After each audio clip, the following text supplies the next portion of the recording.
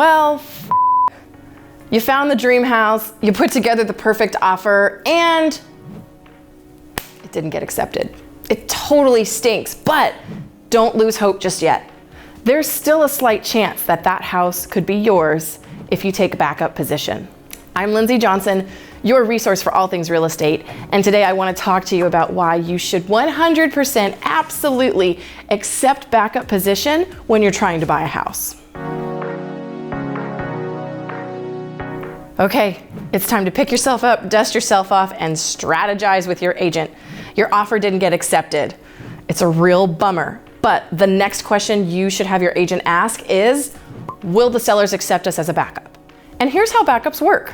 As a buyer, you really have nothing to lose.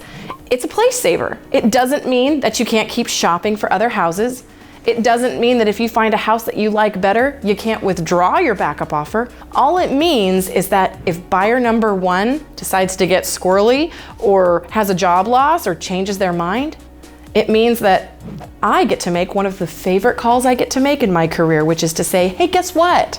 You're now in first position.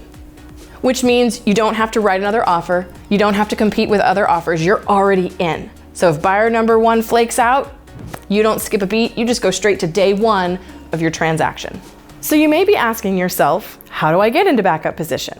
Well, the first thing you need to do is have your realtor communicate with the seller's agent to see if they're willing to accept your offer as a backup. If they are, it's pretty simple. There's a backup rider that gets attached to your offer. The sellers sign it, you sign it, as well as the original offer, and then it just is a placeholder. The language of the backup rider, at least in our area, it may be different where you live, is pretty basic. It's about a 4-sentence paragraph that states your offer will automatically go into first place should the first offer cancel or not go through. And you can put an expiration date on that. If you want to know within 2 weeks whether or not it's going to happen, you can put that as your date. If you want to give it 30 days and cross all your fingers and toes, you can do that too. And just remember, if during that period of time you find a house that you like better, you can always withdraw your backup. Just make sure it's done in writing. Unlike children's sports nowadays, when it comes to buying a house, there can only be one winner.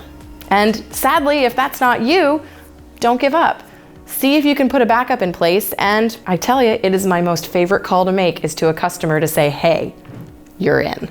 So just remember, think of it as a placeholder. It's gonna save your spot in line in case the first buyer decides to get squirrely. It's a simple rider that you attach to the offer. Just make sure your realtor gets everybody to initial and sign so it's official.